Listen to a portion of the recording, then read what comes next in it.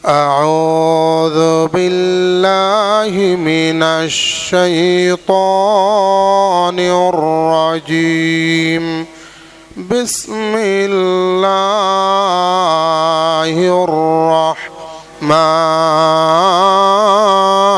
الرحيم ذلك الكتاب لا ريب فيه هدى للمتقين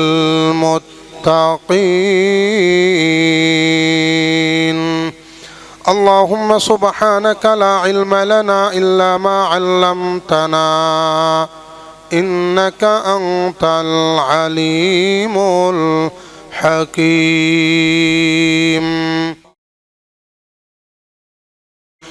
মহান আল্লাহ পাকের দরবারে অসংখ্য শুকরিয়া। আল্লাহ সুবহান, মহিয়ান, গরিয়ান, সর্বশক্তিমান আল্লাহ পাক আমাদের সকলকে আজকের এই জুমার দিন আসবার এবং বসবার তৌফিক দান করেছেন। সেই জন্য সকলে মহাব্বতে পড়ছি আলহামদুলিল্লাহ। আমরা গত কয়েক মাস যাবত বিশ্বনবী মুহাম্মদুর রাসূলুল্লাহ সাল্লাল্লাহু আলাইহি ওয়াসাল্লামের সিরাতের উপর কিছু আলোচনা করতেছিলাম। এরই ধারাবাহিকতায় আমরা আলোচনা করেছিলাম বিশ্বনবী মুহাম্মদুর রাসূলুল্লাহ সাল্লাল্লাহু আলাইহি ওয়াসাল্লাম তিনি চিরসত্য নবী, উনি খাতামুন নবিয়্যিন, উনি খাতামুল মুরসালিন। এতে কোনো মুসলমান কখনো সন্দেহ করতে পারে না। আল্লাহ পাক ওনাকে নবী বানিয়েছেন, ওনাকে রাসূল হিসাবে বানিয়েছেন, পাঠিয়েছেন। এটার কিছু প্রমাণ দলিল আমরা পেশ করেছিলাম। তার মধ্যে অন্যতম সেরা একটা দলিল হচ্ছে, প্রমাণ হচ্ছে, ওনাকে আল্লাহ পাক রব্বুল ইজ্জত নবী হিসাবে পাঠিয়েছেন, কিন্তু উনি ছিলেন উম্মি। উনি ছিলেন কি? উম্মি। 5 সপ্তাহ এটার ব্যাখ্যা দিয়েছিলাম। দ্বিতীয় একটি দলিল হচ্ছে আল্লাহর হাবিব তিনি আল্লাহর পক্ষ থেকে একজন রাসূল এবং নবী। এটার আরেকটা প্রমাণ হচ্ছে আল্লাহ পাক রব্বুল ইজ্জত ওনার উপর কালামে পাক কোরআনুল কারীম অবতারিত করেছেন। কেমন কোরআনুল কারীম, কেমন কালাম?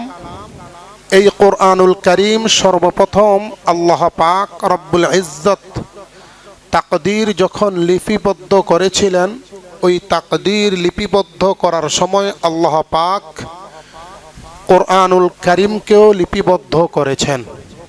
এই সম্পর্কে সূরা বুরুজের শেষ আয়াতে কারিমার মধ্যে আল্লাহ পাক রব্বুল ইজ্জত বলছেন, বাল হুয়া কুরআনুম মাজিদ ফি লাউহিম মাহফুজ।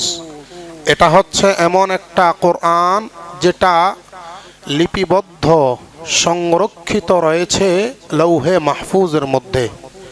লৌহে মাহফুজ দুনিয়ার মধ্যে নয়, প্রথম আসমানেও নয়, দ্বিতীয় আসমানে নয়, বরং এটা আরশে আজিমের চারপাশে একটা দেওয়াল জাতীয় স্লেটের মতো, যেটার মধ্যে লেখা যায় আল্লাহ পাক তামাম কায়নাতকে সৃষ্টি করার আগে ওই লৌহে মাহফুজটাকে সৃষ্টি করেছেন, আর কলমের মাধ্যমে কোরআনুল কারীমকে এবং তামাম দুনিয়ার সমস্ত মাখলুকাতের তাকদীরগুলোকে লিপিবদ্ধ করে দিয়েছেন।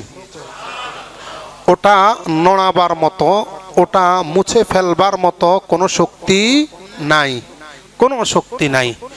আল্লাহ পাক রব্বুল ইজ্জত সেই লৌহে মাহফুজ থেকে কোরআনুল কারীমকে তার পিয়ারা নবী মুহাম্মদের উপর নাজিল করেছেন। আর নাজিল করে এই কথাটাও ঘোষণা দিচ্ছেন, যালিকাল কিতাব লা রাইবা ফি। পৃথিবীর মানুষ মনে রাখবা, এটা হচ্ছে এমন একটা কিতাব যেই কিতাবের মধ্যে কোনো সন্দেহ আছে? আছে সন্দেহ?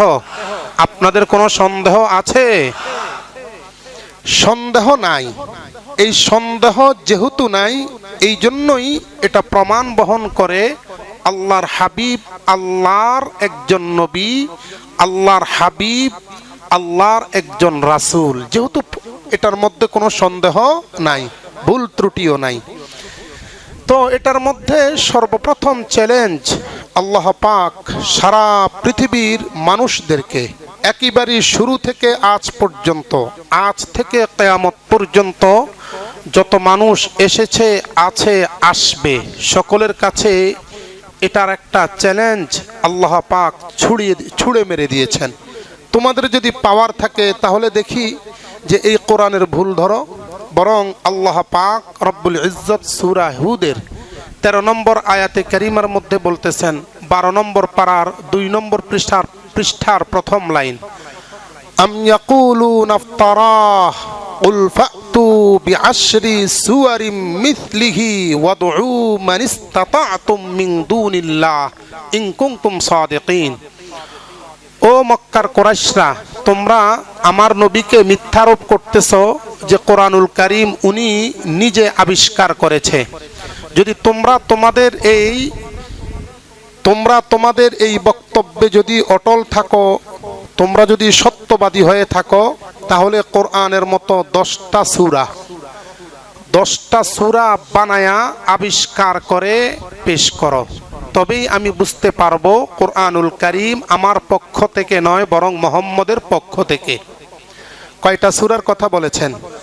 10টা সূরার কথা বলেছেন। আচ্ছা বলেন তো, 10টা সূরা পৃথিবীর কারো জন্য তৈরি করা, আবিষ্কার করা আদৌ সম্ভব? কখনো না। এই আয়াতে কারিমা যখন নাজিল হলো, অবতারিত হলো, মক্কার আনাচে কানাচে, মক্কার যেই সমস্ত লোকেরা বসবাস করত, এদের অন্যতম একটা বৈশিষ্ট্য ছিল, অন্যতম একটা গুণ ছিল, এরা কবিতা লিখতে পারত, এরা প্রচুর লেখালেখি করতে পারত। তো ওরা যখন এই আয়াতে কারিমা নাজিল হয়ে গেল, আল্লাহর হাবিব এই আয়াতে কারিমাটা বাইতুল্লাহর দেওয়ালের মধ্যে এইভাবে লিপিবদ্ধ করে টানিয়ে দিয়েছেন। বাইতুল্লাহ যেই ব্যক্তি তাওয়াফ করতে যায়, দেখে একটা আয়াত, তো এই আয়াত কোত্থেকে এসছে? এটা মুহাম্মদ টানিয়ে দিয়েছে। এখানে কি লেখা হয়েছে? লেখা হয়েছে, তোমরা যদি পারো মুহাম্মদের কোরআনের মতো একটা 10টা সূরা তোমরা বানায়া নিয়ে আসো। রাত নাই, দিন নাই, 24 ঘন্টা লেখকেরা লেখালেখি শুরু করে দিয়েছে। দেখি না একটু অন্তত পক্ষে 10টা না পারি, একটা সূরাও যেন আমরা লিপিবদ্ধ করতে পারি। অনেক দিন চলে গেল। তৎকালের একটা পদ্ধতি ছিল, বাইতুল্লাহর মধ্যে যখন কোনো বিজ্ঞপ্তি টানিয়ে দেওয়া হয়, এটা একটা চ্যালেঞ্জ হিসাবে সারা দেশের জন্য প্রমাণিত হয়ে যেত। আল্লাহর হাবিব যখন বাইতুল্লাহর মধ্যে আয়াতে কারিমা নাজিল করে দিয়েছেন, ওদের মাথা খারাপ হয়ে গেছে। মুহাম্মদ আমাদের সাথে চ্যালেঞ্জ করেছে, লেখালেখি শুরু করেছে, দিন নাই, রাত নাই, ঘুম বন্ধ, কিন্তু কোরআনুল কারীম তারা একটা সূরাও আবিষ্কার করতে পারে নাই। এরপরে আমার আল্লাহ পাক রব্বুল ইজ্জত আরেকটা আয়াতে কারিমা নাজিল করে দিলেন, সূরা ইউনুসের 38 নম্বর আয়াতে কারিমা, 11 নম্বর পারার 12 নম্বর পৃষ্ঠার 7 এবং 8 নম্বর লাইনে আল্লাহ পাক রব্বুল ইজ্জত বলছেন, আম ইয়াকুলুনা ইফতারাহ কুল ফাতু বিসূরাতিম মিথলিহি ওয়াদউ মান ইসতাতা'তুম মিন দুনিল্লাহি ইন কুনতুম সাদিকিন। ও মক্কার লোকেরা, তোমাদেরকে 10টা সূরার কথা বলেছি, আমি বুঝতে পেরেছি 10টা সূরা তোমরা পারবা না। এখন আমি দ্বিতীয় চ্যালেঞ্জ দিচ্ছি, যদি পারো একটা সূরা লিপিবদ্ধ করো। কয়টা সূরা? 10টা থেকে 9টা কমে গেছে। 9টা কমে যাবার পর ওরা আরো মাথা খারাপ হয়ে গেল, বলে কি 10টা দিয়েছিল, অনেক দিন হয়ে গেল, পারি নাই, এখন আবার একটার কথা বলছে, তাহলে তো নিশ্চিত পারবো। লেখালেখি শুরু করে দিল, লিখতে লিখতে কিন্তু কোরআনের মতো আয়াত, কোরআনের মতো ছন্দমিল, কোরআনের মতো সুন্দর এইরকম উত্তম কালামে পাক পৃথিবীর কারো আবিষ্কার করা কখনো সম্ভব? পারে না, পারতেছে না, মাথা খারাপ। আল্লাহ পাক রব্বুল ইজ্জত অনেক দিন যাবার পর আরেকটা আয়াতে কারিমা নাজিল করে দিলেন। সূরা বাকারার 23 নম্বর আয়াতে কারিমা, প্রথম নম্বর পারার 3 নম্বর পৃষ্ঠার একেবারে 11 এবং 12 নম্বর লাইনে। وَإِن كُنتُمْ فِي رَيْبٍ مِّمَّا نَزَّلْنَا عَلَى عَبْدِنَا فَأْتُوا بِسُورَةٍ مِّن مِّثْلِهِ وَادْعُوا شُهَدَاءَكُم مِّن دُونِ اللَّهِ।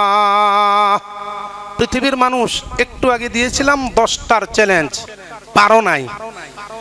এটা করতে দিয়েছিলাম একাকী, কাউকে সঙ্গে নিতে পারবা না, যার যার ব্যক্তিগতভাবে। 10টা লিখতে পারো নাই, এরপরে দিয়েছি একটা সূরা লেখার জন্য, সেটাও পারো নাই। এইবার আরেকটু সহজ করে দিলাম। তোমরা যদি আমার নবীকে সন্দেহই করো, ওনাকে যদি সন্দেহ করেই থাকো, তাহলে তোমরা তোমাদের পক্ষে সারা পৃথিবীর লোকজনদেরকে নিয়ে নাও, সারা পৃথিবীতে যত বন্ধু বান্ধব আছে সবাইকে নিয়ে নাও, আর কেবলমাত্র একটা সূরা লিপিবদ্ধ করে নাও। আর যদি সেটা যদি না পারো, আমার বিশ্ব নবী মুহাম্মদের উপর ঈমান নিয়ে আসো। বলেছেন কে? আবার টানিয়ে দেওয়া হয়েছে। সারা রাত লেখালেখি শুরু হয়ে গেল, সারা রাত ঘুম নাই, খাবার বন্ধ হয়ে গেল। মুহাম্মদ প্রথমে 10টার চ্যালেঞ্জ করেছে, এরপরে চ্যালেঞ্জ করেছে একটার, এরপরে চূড়ান্ত রূপে চ্যালেঞ্জ করেছে একটা, তবে বন্ধু বান্ধব নেওয়া যাবে। আগে বন্ধু বান্ধব নেওয়া যেত না, এখন বন্ধু বান্ধব সাহায্য করার জন্য সাথে নেওয়া যাবে, কথাটা বলে দিয়েছে। লেখালেখি শুরু হয়ে গেল। আল্লাহর নবীকে জিজ্ঞেস করা হলো, মুহাম্মদ কোন সূরার মতো সূরা লিখবো আমাদেরকে বলে দাও। আমার আল্লাহ সেটাও বলে দিলেন, সূরা কাউসার, ইন্না আ'তাইনাকাল কাউসার ফাসাল্লি লিরাব্বিকা ওয়ানহার ইন্না শানিআকা হুয়াল আবতার। এই সূরার মতো একটা সূরা লিপিবদ্ধ করো, আবিষ্কার করো। রাতের বেলায় লিখতেছে, দিনের বেলায় লিখতেছে, কোন সূরা লিখতে পারে না। সর্বশেষ চূড়ান্ত পর্যায়ে তারা ইন্না আ'তাইনাকাল কাউসারের পরে ফাসাল্লি লিরাব্বিকা ওয়ানহার ইন্না শানিআকা হুয়াল আবতারের সাথে যুক্ত করে দিলেন, লাইসা হাযা কালামুল বাশার। এই কালাম কখনো মানুষের কালাম হতে পারে না। এই কালাম দুনিয়ার কেউ সৃষ্টি করতে পারে না, বরং সৃষ্টি করতে পারেন কে? আমার আল্লাহ সৃষ্টি করতে পারেন। ছন্দটা লিখে বাইতুল্লাহর মধ্যে টানিয়ে দিয়েছে, লাইসা হাযা কালামুল বাশার, লাইসা হাযা কালামুল বাশার। এটা যখন লিপিবদ্ধ করা হলো, পরদিন থেকে হাজার হাজার হাজী তাওয়াফ করতেছে, সূরা কাউসার দেখতে পাচ্ছে, শেষের একটু অংশ তাও দেখতে পাচ্ছে। লাইসা হাযা কালামুল বাশার। কয় এই কথাটা লিখছে কে? কয় মক্কার সমস্ত কবিরা লিখেছে। এই কথা শোনার সঙ্গে সঙ্গে বিশ্ব নবীর কাছে হাজার লোক এসে মুসলমান হয়ে গেছে। তাহলে বোঝা গেল, কোরআন দুনিয়ার কেউ আবিষ্কার করতে পারবে? জোরে বলেন, পারবে? পারবে না, কোনোদিন সম্ভব না, কোনোদিন সম্ভব না। এটা হলো তৎকালীন অ্যানালগ যুগের মানুষেরা নতি স্বীকার করেছে। এই যুগে আধুনিক যুগ, আপনি যদি ইউটিউব অথবা আপনি যদি গুগলের মধ্যে সার্চ করেন যে সবচাইতে সত্য বাণীওয়ালা কালাম কোনটা, কিতাব কোনটা, আমি নিজেও একটা প্রমাণ হিসাবে বলতে পারি। আমি নিজে সার্চ করেছি, সবচাইতে নিঃসন্দেহে ভুল ত্রুটি মুক্ত কালাম কোনটা, সার্চ করার সঙ্গে সঙ্গে গুগলের মধ্যে চলে এসেছে আল কোরআনুল কারীম। জোরে বলেন সুবহানাল্লাহ। এই যুগে আইসা যদি গুগলের মধ্যে সার্চ করলে বিনা ভুলের কিতাবের কথা যদি কোরআন আসে, তাহলে এই কোরআনের মধ্যে ভুল ধরার মতো যোগ্যতা কেউ রাখে? পৃথিবীর ইতিহাসে কয়েকজন দার্শনিক আছেন, মুসলিম দার্শনিক আছে, যেমন ইমাম গাজালি, সাকসাদি রহমতুল্লাহ আলাইহি। আমি আমার ব্যক্তিগতভাবে একজনকে দার্শনিক বলি, তিনি হচ্ছেন আল্লামা আশরাফ আলী থানভী রহমতুল্লাহ আলাইহি। পৃথিবীর ইতিহাসে হাতে গোনা 100 জন লেখকের মধ্যে আশরাফ আলী থানভী হচ্ছেন একজন। সুবহানাল্লাহ। এই কালের মানুষ, আমাদের আকাবির, দারুল উলুম দেওবন্দের সন্তান। পৃথিবীর ইতিহাসে 100 জন লেখকের মধ্যে উনি একজন। এটা কল্পনা করা যায় পৃথিবীর বয়স কি পরিমাণ, আর এত বড় ইতিহাসের মধ্যে উনিও একজন লেখক। তো পৃথিবীর ইতিহাসে যতজন দার্শনিক আছে, মুসলমান দার্শনিকও আছে। একজন দার্শনিক, খ্রিস্টান দার্শনিক, নাম হচ্ছে মরিস বুকাইলি। নাম শুনেছেন কিনা আমি জানি না। উনি একটা কিতাব লিখেছেন, বই লিখেছেন, দা কোরআন। ওনার বইটার নাম হচ্ছে কোরআন, বাইবেল এবং বিজ্ঞান। কোরআন, বাইবেল, বিজ্ঞান বইটা লিখেছেন, মার্কেটে পাওয়া যায় বাংলায়। তো উনি এই বইটা লিপিবদ্ধ করার আগে, লেখার আগে, উনি সমস্ত ধর্মগ্রন্থ যা আছে সবগুলো লেখাপড়া করছে। ওল্ড টেস্টামেন্ট লেখাপড়া করছে, দেখছে ভুল আর ভুল। নিউ টেস্টামেন্ট পড়ালেখা করছে, দেখতেছে ভুল আর ভুল। ওল্ড টেস্টামেন্ট এটা হচ্ছে তাওরাত, নিউ টেস্টামেন্ট এটা হচ্ছে ইনজিল, ঈসা আলাইহিস সালামের উপরে যেটা নাজিল হয়েছে। মূলত এটার মধ্যে কোনো ভুল নাই। যখন নাজিল হয়েছে আসল কিতাব, সেটার মধ্যে কোনো ভুল নাই। আধুনিক যেটা সংস্কার করা হয়েছে, এখন খ্রিস্টানরা যেটা পড়ালেখা করে সেটার মধ্যে ভুল আছে, কিন্তু আসলটার মধ্যে কোনো ভুল নাই। যেহেতু আল্লাহর বাণী, ভুল হওয়ার সম্ভাবনা নাই। তো উনি old testament, new testament, Bible, Gita যা বলেন একেবারে সব লেখাপড়া করছে, ভুল আর ভুল। তো উনি সিদ্ধান্ত নিলেন মুসলমানদের কোরআনুল কারীম যেটা আছে এটাকেও একটু রিসার্চ করতে হবে আমাকে। এই জন্য আরবি ভাষা শিক্ষা করতে হবে, আরবি ভাষায় শিক্ষিত হতে হবে। উনি আরবি ভাষা শিক্ষা গ্রহণ করলেন, আমাদের মতো আলিফ বে তে সে এইভাবে না। উনি গ্রামারিটিক্যাল পদ্ধতি অনুযায়ী পূর্ণাঙ্গ আরবি ভাষাটাকে আয়ত্ত করে ফেলেছেন। আয়ত্ত করার পর কোরআনুল কারীম পড়ালেখা শুরু করলেন। আমাদের সামনে যে কোরআনটা আছে এটাও পড়লেন। 1967 সনে উনি সিদ্ধান্ত নিলেন, ভাবলেন, মনে মনে ভাবলেন, সম্ভবত আমাদের সামনে যে কোরআনটা আছে এটা এই কালের কোরআন, এটাকে হয়তো রদবদল করে ভুল ভ্রান্তি থেকে মুক্ত করা হয়েছে। তাহলে আগের কোরআনটা দেখতে হবে। আগের কোরআন কই পাবে? খুঁজতে খুঁজতে উনি খবর পেয়েছেন রাশিয়ার মিউজিয়ামের মধ্যে আগের কোরআনটা আছে, যেই কোরআনুল কারীম হযরত উসমান রাদিয়াল্লাহু তাআলা আনহু হাতে লিপিবদ্ধ করে রেখেছেন। সেই কোরআনটা রাশিয়ার মিউজিয়ামে তখন ছিল, বর্তমানে আছে তুরস্কে। তো উনি চলে গেলেন সেখানে, যেইভাবে হোক, কলা কৌশলে হোক, অনুমতি নিয়ে হযরত উসমান রাদিয়াল্লাহু তাআলা আনহুর লিখিত সেই কোরআনুল কারীম পড়ালেখা শুরু করে দিলেন।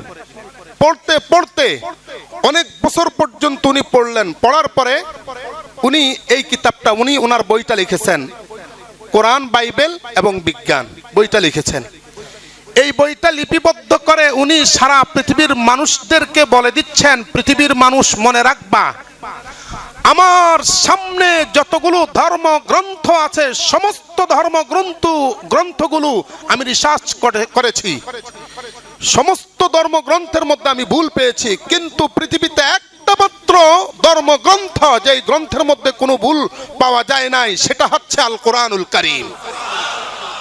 তাহলে এই কালের একজন দার্শনিক যিনি কোরআনুল কারীমের মধ্যে ভুল পান নাই, তাহলে আর সম্ভাবনা আছে ভুল পাওয়ার? যারা বলেন সম্ভাবনা আছে? সম্ভাবনা নাই। নিঃসন্দেহে আমার আল্লাহর পক্ষ থেকে এই কোরআন, সুবহানাল্লাহ, আর আল্লাহর পক্ষ থেকে এই কোরআন হওয়াটাই হচ্ছে আল্লাহর হাবিব, উনি আল্লাহর পক্ষ থেকে একজন রাসূল এবং আল্লাহর পক্ষ থেকে একজন রাসূল এবং নবী, এটা প্রমাণ, ঠিক কিনা বলেন? তাহলে এই কোরআনুল কারীম, এটার মধ্যে আপনি যা কিছু চাইবেন সব কিছু বিস্তারিত আলোচিত হয়েছে। আমি একজন মানুষ, কোরআনুল কারীমের মধ্যে আমার নামেও একটা সূরা আছে, উল আউযু বিরাব্বিন নাস, সূরা নাস আছে কি নাই? আমি একজন মানুষ, আমার নামেও সূরা আছে। মহিলারা রাগ করতে পারে, এই জন্য আমার আল্লাহ মহিলাদের নামেও একটা সূরা নাজিল করে দিয়েছেন। 4 নম্বর পারার 16 নম্বর পৃষ্ঠায় সূরা নিসা আছে। এইবার ভাবতে পারেন পৃথিবীর সবচাইতে দুর্বল প্রাণী হলো পিপীলিকা। আমার আল্লাহ পিপীলিকার নামেও একটা সূরা নাজিল করে দিয়েছেন, সূরা নামল। 19 নম্বর পারার 15 নম্বর পৃষ্ঠার মাঝামাঝিতে নাজিল করে দিয়েছেন। এইবার বলতে পারেন মধুপোকা একটা মাঝারি ধরনের প্রাণী, ওর নামে আছে কিনা? সেটার নামেও একটা সূরা নাজিল করে দিয়েছেন, সূরা নাহাল 14 নম্বর পারার 6 নম্বর পৃষ্ঠায়। আবার বলতে পারেন ছোট্ট একটা প্রাণী মাকড়সা বড় চমৎকার করে, মাকড়সা তার জাল বুনে, তার নামে কোন সূরা আছে কিনা? আমার আল্লাহ রব্বুল আলামিন 20 নম্বর পারার 15 নম্বর পৃষ্ঠার মাঝামাঝিতে এই মাকড়সার নামেও একটা সূরা নাজিল করে দিয়েছেন, সূরা আনকাবুত। আবার বলতে পারেন গরুর নামে আছে কিনা? কয় হ্যাঁ, গরুর নাম আছে, সূরা বাকারা, প্রথম সূরা আমার আল্লাহ নাজিল করে দিয়েছেন। প্রাণীদের মধ্যে সবচাইতে বড় প্রাণী হলো হাতি। বলতে পারেন তার নামে কোনো সূরা নাজিল হয়েছে কিনা, তার ব্যাপারে কোনো আলোচনা আছে কিনা? আমার আল্লাহ বলতেছেন আলাম তারা কাইফা ফাআলা রাব্বুকা বিআসহাবিল ফিল, সূরা ফিল আমি নাজিল করে দিয়েছি। ফিল মানে হাতি, তার মানে হাতির নামেও একটা সূরা নাজিল করে দিয়েছেন। এইবার বলতে পারেন তাহলে এই সূরার মধ্যে আমার আল্লাহ কোন কোন জিনিস বাদ দিয়েছেন? আমার আল্লাহ কোরআনুল কারীমের মাধ্যমে আমার নবীকে বলে দিতেছেন, নবী গো, আমি কোরআনের মধ্যে এমন কোনো কিছু বাদ দেই নাই যেটা কোরআনের বাইরে আছে। তার মানে দুনিয়ার শুরু থেকে শেষ পর্যন্ত যা কিছু আছে, লিতুবাইয়িনা লিন্নাস, দুনিয়ার শুরু থেকে শেষ পর্যন্ত যা কিছু আছে সমস্ত কিছু আমি কোরআনের মধ্যে খুলে খুলে বর্ণনা করে দিয়েছি। তাহলে বোঝা গেল কোরআনুল কারীম দুনিয়া সম্পর্কেও আলোচনা আছে, আখিরাত সম্পর্কেও আলোচনা আছে, ঠিক কিনা বলেন? কয় কেমন? আপনি বলতে পারেন বিজ্ঞান আছে নাকি? কয় হ্যাঁ, বিজ্ঞানও আছে, যেটার দৃষ্টান্ত আমি অতীতে কিছু দিয়েছি। আবার বলতে পারেন রাজনীতি সম্পর্কে আছে নাকি? আমার আল্লাহ সেটাও বলে দিচ্ছেন, কোরআনের মধ্যে রাজনীতি সম্পর্কেও আছে। বলতে পারেন আন্তর্জাতিক সম্পর্কে কিছু আছে নাকি? আমার আল্লাহ বলে দিচ্ছেন তাও আছে। আমি কোরআনুল কারীমের মধ্যে আন্তর্জাতিক সম্পর্ক সম্পর্কেও আমি কিছু আলোচনা করেছি। আবার বলতে পারেন কোরআনুল কারীম পারিবারিক জীবনের কোনো কিছু আলোচনা করেছে কিনা? আমার আল্লাহ বলতেছেন সেটাও আমি আলোচনা করেছি। তাহলে এই কোরআনুল কারীম বোঝা যায় দুনিয়ার সব কিছু সম্পর্কে আলোচনা করেছে। এই জন্য আমার আল্লাহ রব্বুল আলামিন সূরা তাহার 123 নম্বর আয়াতে কারিমার মধ্যে বলতেছেন, ফামানিত্তাবা হুদায়া ফালা ইয়াদিল্লু ওয়ালা ইয়াশকা। যেই ব্যক্তি কোরআনের অনুসরণ করবে ওই ব্যক্তি কখনো বিপদগামী হতে পারে না। যেই ব্যক্তি কোরআনুল কারীমের অনুসরণ করবে সেই ব্যক্তি কখনো হতভাগ্য হতে পারে না। তার মানে হলো হতভাগ্য হওয়ার জীবনে দুনিয়ার মধ্যে কোনো ব্যক্তি আনসাকসেস হতে পারে না, আখিরাতের জীবনেও কোনো ব্যক্তি আনসাকসেস হতে পারে না। বরং কোরআনকে অনুসরণ করলে আমার আল্লাহ দুনিয়াতেও সাকসেস করে দিবেন, আখিরাতেও জান্নাত দান করে দিবেন। একটা দৃষ্টান্ত দেয়, একটা দৃষ্টান্ত। হযরত ওমর, নাম শুনেছেন না? নাম শুনছেন? হযরত ওমর যখন খেলাফতের মধ্যে আসীন হলেন, একদিন তিনি কোথাও যাচ্ছেন, যাওয়ার সময় একটা মরুভূমির কাছে যাওয়ার পর হযরত ওমর রাদিয়াল্লাহু তাআলা আনহু ঘোড়া থেকে নামলেন। খলিফাতুল মুসলিমিন ঘোড়া থেকে নেমে ওই মরুভূমির দিকে গেলেন, যায়া দুই চোখের পানি ফেলে দিলেন।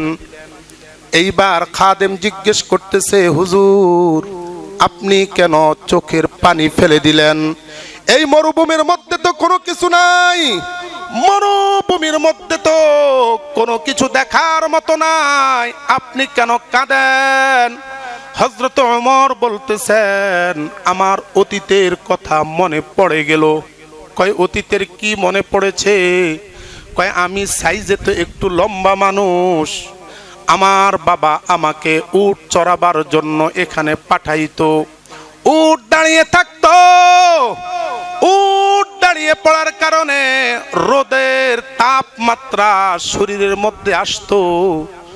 রোদের তাপমাত্রা যেন গায়ে না আসে সেই জন্য আমি উটের ছায়ার নিচে গিয়ে শুয়ে পড়তাম, যাতে করে ছায়ার কারণে রোদের তাপমাত্রা আমার গায়ে না আসে। অনেক সময় এরকম হতো, উট পায়খানা করে দিত, ওই পায়খানাগুলো আমার মাথার মধ্যে চলে আসতো। আমার বাবা এসে আমাকে বলতো, ও ভগবান আমাকে এমন একজন সন্তান দিয়েছো, উটের পিছনে দাঁড়ালে বসলে যে উট পায়খানা করলে মাথায় পায়খানা পড়ে সেটাও বুঝে না, এইরকম বলদ সলদ একটা সন্তান দিয়েছো। ও খাদেম শুনে রাখো, আমার বাবা সেই দিন আমাকে বলেছিল আমি নাকি বলদ, আমি নাকি বোকা, কিন্তু সেই বোকাকে আমার আল্লাহ কানে ধরে কোরআনের জন্য খাদেম বানায়া দিয়া সারা পৃথিবীর প্রেসিডেন্ট বানিয়ে দিয়েছেন। জোরে বলেন সুবহানাল্লাহ। হযরত ওমর বলতেছেন, আমার সেই কথা মনে পড়ে গেল। আমার বাবা আমাকে বলতো আমি নাকি বোকা, আর কোরআনের পিছনে ছুটার কারণে আমি বোকা থেকে গেলাম না, বরং আমি পৃথিবীর মধ্যে আল্লাহর নবীর জন্য একজন প্রিয় পাত্র হয়ে গেছি। তার দ্বারা উনি বুঝাতে চেয়েছেন, পৃথিবীর মানুষ মনে রাখো, যেই ব্যক্তি কোরআনের পিছনে দৌড়াবে দুনিয়াও সাকসেস, আখিরাতেও সাকসেস। ঠিক কিনা বলেন? যেই ব্যক্তি কোরআনের পিছনে দৌড়াবে দুনিয়াতেও সফলতা, আখিরাতেও সফলতা দান করবেন কে? জোরে বলেন কে? কয় কেমন সফলতা আখিরাতের মধ্যে? দুনিয়ার মধ্যে প্রেসিডেন্ট হয়ে গেলেন, আখিরাতের মধ্যে আমার নবী হাদিসের মধ্যে বলে গেছেন, কাল কিয়ামত দিবসে যখন ইসরাফিল আলাইহিস সালাম সিংহায় ফুঁক দিবে, তামাম দুনিয়ার মধ্যে যতগুলো মানুষ কবরের মধ্যে শায়িত হয়ে আছে সমস্ত মানুষগুলো দৌড়াইতে থাকবে, দৌড়াইতে থাকবে। বাঁশির ফুৎকারের কারণে আমার আল্লাহ সর্বপ্রথম আমাকে কবর থেকে উত্তোলন করবেন। সুবহানাল্লাহ। সর্বপ্রথম আমার আল্লাহ আমাকে উত্তোলন করবেন। সাহাবায়ে কেরাম জিজ্ঞেস করলেন, ইয়া রাসূলুল্লাহ, এরপরে কে উত্তোলিত হবে? আল্লাহর নবী বলতেছেন, আমার পরে আবু বকর উত্তোলিত হবে। ইয়া রাসূলুল্লাহ, তারপর কে উত্তোলিত হবে? আল্লাহর নবী বলতেছেন, ৩ নম্বরে যেই ব্যক্তিকে আমার আল্লাহ জমিন থেকে উঠাবেন তিনি আর কেউ না, তিনি হলেন হযরতে ওমর। কয় ওমর উঠবেন? 2 পাশ থেকে 2 জন উঠবেন, আমার নবী মাঝখান দিয়ে যাবেন। হযরতে আবু বকর ডান দিক থেকে হাঁটবে, মনে হবে যেন আমার নবীর বডিগার্ড। হযরতে আবু বকর ডান দিক থেকে হাঁটবেন, হযরতে ওমর বাম দিক থেকে হাঁটবেন। বিচার শেষ হয়ে যাবে। এমন সময় আমার আল্লাহ হযরতে বেলালকে ডাক দিবেন, ও বেলাল, বেলাল তুমি কোথায় গেলা? বেলাল ডাক দিবেন, লাব্বাইক ওয়া সাদাইক। ও আল্লাহ, আমি উপস্থিত হয়ে গেলাম। আমার আল্লাহ তখন বেলালকে বলবেন, বেলাল, কালো হওয়ার কারণে লোকেরা তোকে দাম দিত না, কালো হওয়ার কারণে লোকেরা তোকে কত ধরনের নির্যাতন করত, তবে তুই সেই কালো দুনিয়ার মধ্যে কোরআনের অনুসরণ করেছিস। আজকে তোকে আমি একটা আলাদা পুরস্কার দান করব। ও আল্লাহ, আমাকে কি পুরস্কার দিবা? আমার আল্লাহ তখন ঘোষণা দিবেন, ওমর থাকবে বাম পাশে, আমার নবীর ডান পাশে থাকবে আবু বকর, আমার নবীর বাম পাশে থাকবে ওমর, আর মাঝখানে থাকবে আমার নবী, ঘোড়ার মধ্যে সওয়ারি অবস্থায় থাকবে। আর কোনো একটা জায়গা নাই, তবে তোমাকে বিকল্প পথ দেখাবো, সেটা হলো আমার নবীর সওয়ারির লাগামটা টেনে টেনে তুই জান্নাতে চলে যা। ও ভাই, এটা হলো কোরআনের অনুসরণের বদলা। দুনিয়ার মধ্যে সাকসেস, আখিরাতেও সাকসেস। কালো হলেও সাকসেস, সুন্দর হলেও সাকসেস দিবেন কে? জোরে বলেন কে? এই জন্য কোরআনের অনুসরণ করা চাই। হয়তোবা বলতে পারেন, কোরআনুল কারীম তেলাওয়াত করলে লাভ কি? বিশ্ব নবী মুহাম্মদুর রাসূলুল্লাহ সাল্লাল্লাহু আলাইহি ওয়াসাল্লাম মিশকাতুল মাসাবিহ নামক হাদিস গ্রন্থ, ওই কিতাবের বাবু ফাদলি তিলাওয়াতিল কোরআন একটা অধ্যায় আছে। সেখানের মধ্যে আল্লাহর নবী বলতেছেন, মান ক্বারাআ হারফাম মিন কিতাবিল্লাহ ফালাহু আশরু আমসালিহা লা আকুলু আলিফ লাম মিম হরফ বাল আকুলু আলিফ হরফ লাম হরফ মিম হরফ।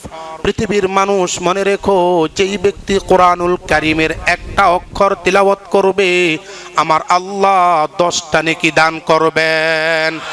এটা হলো ওযু ছাড়া যদি তেলাওয়াত করে, আর ওযুর সাথে যদি তেলাওয়াত করে বিনিময়ে 25 নেকি। কয় নেকি? বিনিময়ে হলো 25 নেকি। কোন ব্যক্তি যদি নামাজে তিলাওয়াত করে তাহলে 75 নেকি। আর কোন ব্যক্তি যদি আবেগ আপ্লুত হয়ে তেলাওয়াত করে, আবেগ নিয়ে তেলাওয়াত করে, কোন ব্যক্তি যদি কোরআনুল কারীম চোখের পানি ফেলতে ফেলতে তেলাওয়াত করে, আমার আল্লাহ বলতেছেন 10 নয়, 25 নয়, 75 নয়, বরং আমি আল্লাহ বিনা হিসাবে তোমাকে এর বিনিময়ে সওয়াব লিপিবদ্ধ করার ব্যবস্থা করব। তাহলে বোঝা গেল কোরআনুল কারীম তেলাওয়াত করলে লাভ না লস? জোরে বলেন, লাভ না লস? একটা দৃষ্টান্ত দিচ্ছি। রাবিয়া বসরি রাহিমাহুল্লাহু তাআলা একদিন ফজরের নামাজের পরে কোরআনুল কারীম তেলাওয়াত করতেছেন। একটা খাদেমা ছিল, সম্ভবত আমি আগেও বলেছি, একজন খাদেমা ছিল, বয়স ছিল 8 বছর। হঠাৎ করে দরজার মধ্যে নক করেছে, খাদেমা গিয়া দরজা খুলেছে। দেখতেছে একজন ভিক্ষুক আসছে, আইসা বলতেছে 3 দিন পর্যন্ত কিছু খাই নাই, আমাকে যদি কোনো কিছু খাবারের ব্যবস্থা করো তবে আমি বাঁচতে পারি। খাদেমা যায়া রাবেয়া বস্ত্রীকে বলতেছেন, রাবেয়া বস্ত্রী, একজন ভিক্ষুক এসেছে কিছু খাবারের জন্য, 3 দিন পর্যন্ত নাকি খায় নাই। রাবেয়া বস্ত্রী জিজ্ঞেস করতেছে, খাবারের কোনো কিছু আছে নাকি? কয় 2টা রুটি আছে, টার্গেট করেছি আপনার তেলাওয়াত শেষ হয়ে গেলে আপনি একটা খাবেন, আমি একটা খাবো, সারাদিন পার হয়ে যাবে। রাবেয়া বস্ত্রী বলতেছেন, আমার খাওয়ার দরকার নাই, 2টা রুটি ওই ফকিরকে দিয়ে দাও। এইবার খাদেমার মনটা খারাপ হয়ে গেল, ভেবেছি রুটি আমি খাবো, 2 জনে 2টা খাবো, 2 জনে 2টা খেলে সারাদিন কেটে যাবে, কিন্তু উনি তো সেটা করেন নাই। মন খারাপ করে করে রুটিটা দিয়া দিলেন। এইবার হযরতে রাবেয়া বস্ত্রী তেলাওয়াত বন্ধ করে নাই, তেলাওয়াত শুরু করে দিতেছে, তেলাওয়াত চলতেছে। হঠাৎ করে দেখতে পাইলেন 5 বছরের একটা সন্তান একটা পাত্রে করে কিছু জানি নিয়ে এসেছে। আয়েশা বলতেছে, ম্যাডাম, আমার বাবা বলেছে আপনার জন্য এই হাদিয়া। রাবেয়া বস্ত্রী রাদিয়াল্লাহু তাআলা আনহা পাত্রটা নামাইলেন, নামায় দেখতেছেন পাত্রের মধ্যে রুটি। আমরা যদি এই ধরনের খাবার পেতাম সঙ্গে সঙ্গে গ্রহণ করে নিতাম, উনি গ্রহণ করেন নাই, বরং রুটিটা গণনা শুরু করে দিয়েছে।